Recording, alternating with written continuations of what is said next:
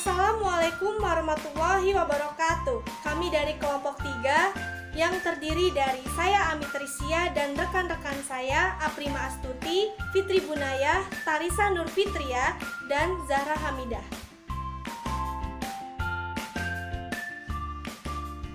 Kami di sini akan menjelaskan tentang jenis-jenis penilaian. Yang pertama, berdasarkan fungsinya. Yang kedua, berdasarkan cakupan kompetensi yang diukur. Dan yang ketiga, berdasarkan sasaran. Untuk materi yang pertama akan dijelaskan oleh Aprima Astuti. Saya Aprima Astuti akan menjelaskan materi mengenai jenis penilaian berdasarkan fungsinya. Menurut Zainal Arifin, penilaian, proses, dan hasil belajar dapat dibagi menjadi 4 bagian, yaitu yang pertama, penilaian formatif. Penilaian formatif yaitu penilaian acuan patokan atau PAP yang dilakukan pada akhir pembahasan materi yang bertujuan untuk mengetahui kelemahan yang mana saja yang memerlukan perbaikan sehingga hasil belajar peserta didik dan proses pembelajaran guru menjadi lebih baik dari sebelumnya. Kemudian yang kedua, penilaian penempatan. Penilaian yang dimaksudkan untuk mengetahui siap atau tidaknya menghadapi program pembelajaran baru dan juga mengetahui kecocokan suatu program dengan kompetensi dasar sebagaimana yang tercantum dalam rencana pelaksanaan pembelajaran atau RPP dan silabus. Yang ketiga yaitu penilaian sumatif. Penilaian sumatif yaitu penilaian yang dilakukan apabila semua materi pelajaran dianggap telah selesai. Contoh penilaian sumatif yaitu ujian akhir semester dan ujian nasional. Penilaian sumatif juga dilakukan terhadap peserta didik yang telah selesai mengikuti proses pembelajaran dalam 1 semester atau akhir tahun. Kemudian yang keempat yaitu ada penilaian diagnostik. Penilaian diagnostik yang biasanya dilakukan sebelum melaksanakan proses pembelajaran. Penilaian diagnosis semacam ini disebut juga dengan test of entering behavior. Penilaian ini bertujuan untuk mengetahui kelemahan-kelemahan peserta didik serta faktor-faktor penyebabnya. Demikian materi yang dapat saya sampaikan. Selanjutnya akan dijelaskan oleh pemateri Fitri Bunayah. Baiklah, saya di sini akan menjelaskan tentang jenis penilaian berdasarkan fungsinya. Menurut Ramayulis, ada 5 macam jenis-jenis penilaian yang dapat diterapkan dalam pendidikan Islam, yaitu yang pertama, penilaian formatif, yaitu penilaian untuk mengetahui hasil belajar yang dicapai oleh peserta didik setelah menyelesaikan program dalam satu bahan pelajaran pada suatu bidang tertentu. Yang kedua, penilaian sumatif, yaitu penilaian yang dilakukan terhadap hasil belajar peserta didik yang telah selesai mengikuti pelajaran dalam satu caturwulan semester atau akhir tahun.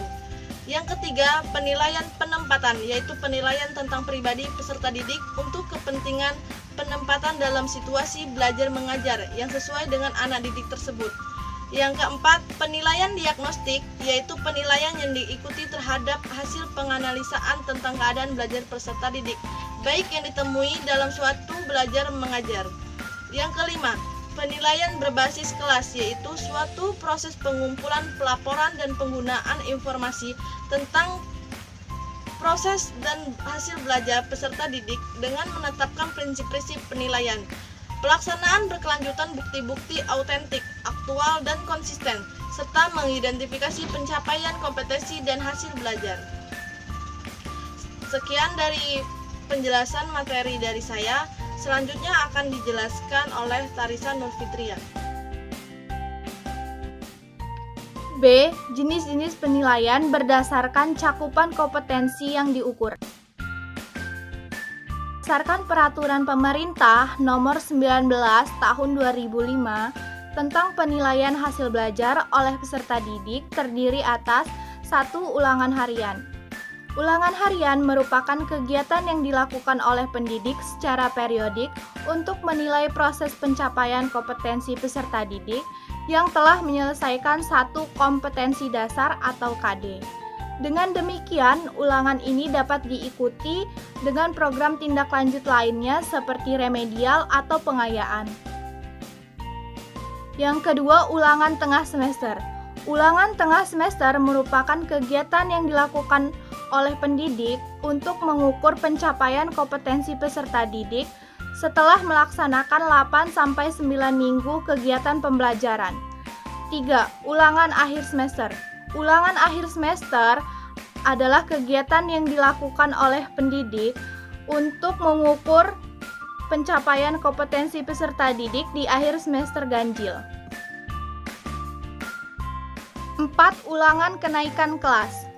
Ulangan kenaikan kelas adalah kegiatan di akhir semester genap yang dilakukan oleh pendidik untuk mengukur pencapaian peserta didik di akhir semester genap. 5. Ujian sekolah.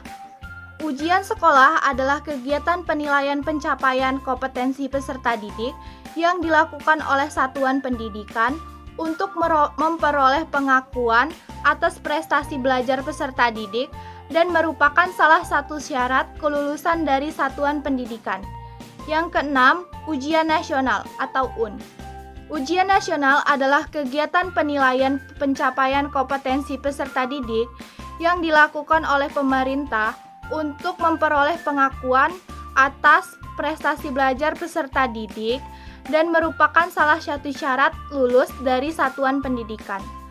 Pelaksanaan UN mengikuti Permendiknas yang dikeluarkan setiap tahun oleh Depdiknas dan prosedur operasional standar atau POS yang diterbitkan BSNP. Sekian materi dari saya. Materi selanjutnya disampaikan rekan saya Zahra Hamidah Mulia Putri. Baik, selanjutnya saya akan menjelaskan tentang poin C, yaitu jenis penilaian berdasarkan sasaran. Jenis penilaian berdasarkan sasaran dibagi menjadi dua, yaitu penilaian individual dan penilaian kelompok. Yang pertama adalah penilaian individual. Penilaian individual adalah penilaian secara perorangan yang dilakukan untuk menilai pencapaian kompetensi atau hasil belajar peserta didik. Penilaian individual perlu memperhatikan nilai universal seperti disiplin, jujur, tekun, cermat, teliti, tanggung jawab, rendah hati, sportif, etos kerja, toleran, sederhana, bebas, antusias, kreatif, inisiatif, tanggap, dan peduli. Sedangkan yang kedua yaitu penilaian kelompok. Penilaian kelompok adalah penilaian secara kelompok yang dilakukan untuk menilai pencapaian kompetensi atau hasil belajar peserta didik. Penilaian kelompok perlu memperhatikan nilai universal seperti kerjasama, menghargai pendapat orang lain, kedamaian, cinta dan kasih sayang, toleran, dan lain-lain. Sekian penjelasan dari saya kembalikan ke moderator.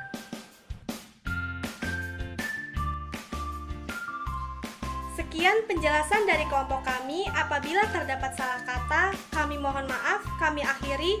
Wabillahi taufik wal hidayah. Wassalamualaikum warahmatullahi wabarakatuh.